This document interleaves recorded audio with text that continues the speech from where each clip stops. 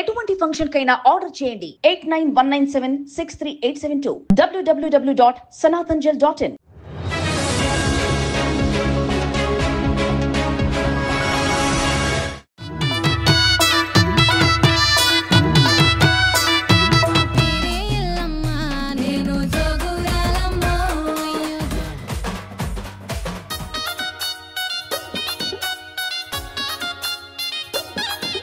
అమీర్పేట మాజీ కార్పొరేటర్ శశికుమారి ఉన్నారు. ఎందుకంటే ఆషాఢ మాసం అంటేనే ఇక బోనాల పండుగ, బోనాల ఉత్సవాలు అయితే జోరుగా ఇక జరుగుతున్నాయి. ఈ విషయాలకు సంబంధించి శశికుమారి గారు ఉన్నారు. మేడం చెప్పండి, నిజంగా అమ్మవారి ప్రభావం ప్రజలపై ఏ విధంగా ఉంటుంది? ఎందుకంటే తండోపతండాలుగా ఇక్కడికి వచ్చి అమ్మవారిని దర్శించుకుంటున్నారు. దాదాపు 700 సంవత్సరాలుగా కూడా అమ్మవారి నుంచి ఇక్కడ భక్తులకు దర్శనం ఇస్తున్నారు. ఎట్లా ఉంది? మీరు ఇక్కడ చూస్తున్నారు, నిన్న కళ్యాణానికి కూడా మీరు కవరేజ్ చేస్తుంటారు. అది ఎట్లా అమ్మవారికి ఏ పవరు లేకపోతే, ఎవరికి మంచి జరగకపోతే ఇన్ని లక్షల మంది ఇక్కడి నుంచి కాదు, ఎక్కడెక్కడి నుంచో ఊర్ల నుంచి, చుట్టుపక్కల ఊర్లు కాదు, ఇంకా చాలా చాలా దూరాల నుంచి ఎందుకు వస్తారు? వచ్చారు. అమ్మవారి కొంగు బంగారం మొక్కుకున్న ప్రతి ఒక్కరికి కూడా కోరుకున్న కోరికలు తీర్చే అమ్మవారు మన ఎల్లమ్మ తల్లి. ఇక బోనాల సంగతి అంటారా, ఆషాఢ మాసంలో మొదటి మంగళవారం వచ్చే ఈ కళ్యాణం జరిగిన తర్వాత బోనాలు అత్యంత వైభవంగా జరుగుతాయి. సిటీ అంతా కూడా మీకు అందరికీ తెలుసు. ఈ కళ్యాణం అనేది అసలు ఎట్లా అంగరంగ వైభవం అంటారు చూసారా, అట్లా జరుగుతుంది.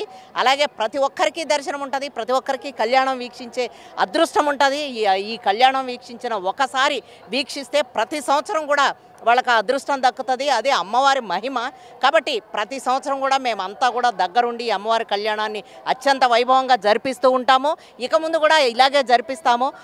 అన్ని లక్షల మంది భక్తులు వచ్చినప్పుడు చిన్న చిన్న ప్రాబ్లమ్స్ వస్తూ ఉంటాయి, కానీ అవేమీ పట్టించుకోకూడదు. అమ్మవారి ముందు అందరూ సమానమే. కాబట్టి అందరం దర్శించుకొని అమ్మవారి మొక్కులు మొక్కి కోరికలు తీర్చుకునే అవకాశం అమ్మవారి ఇస్తుంది. కాబట్టి ఇలా ప్రతి సంవత్సరం కూడా మేమంతా కూడా దగ్గరుండి జరిపిస్తాం. కానీ అమ్మవారి కరుణ కటాక్షానికి మనం కృపా దారులం కావాలంటే అమ్మవారి పట్ల మనం ఏ విధంగా ఉండాలి? ప్రతి ఒక్కరూ కూడా ఇక్కడ సేవ చేసుకునేవాళ్ళే.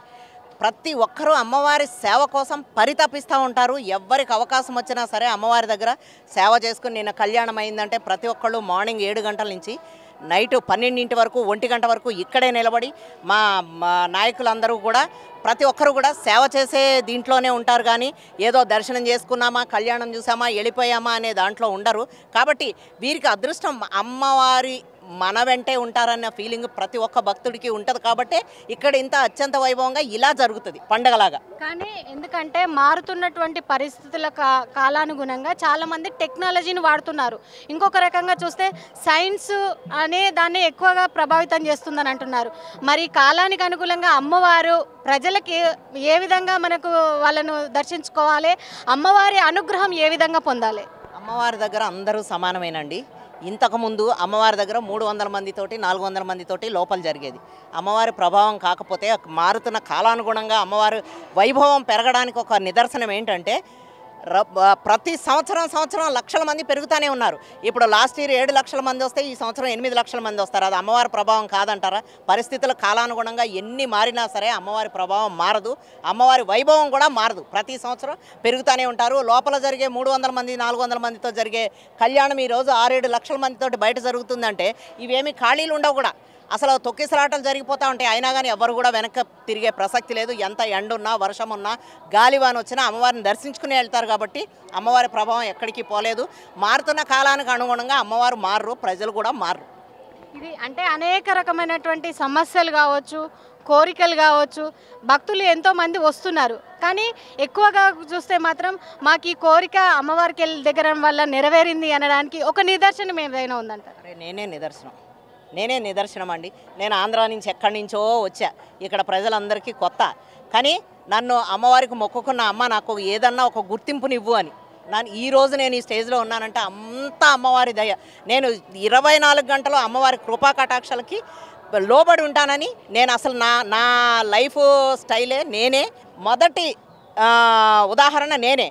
అలా అని నాకు అమ్మవారు ఎంత అదృష్టం ఇచ్చిందంటే ఇప్పుడు ప్రతి సంవత్సరం జరిగే కళ్యాణ విగ్రహాలు కూడా నా చేత ఇప్పించుకునే అదృష్టం నాకు కల్పించిందంటే నేను పూర్వజన్మలో చేసుకున్న పుణ్యమని నేను అనుకుంటా.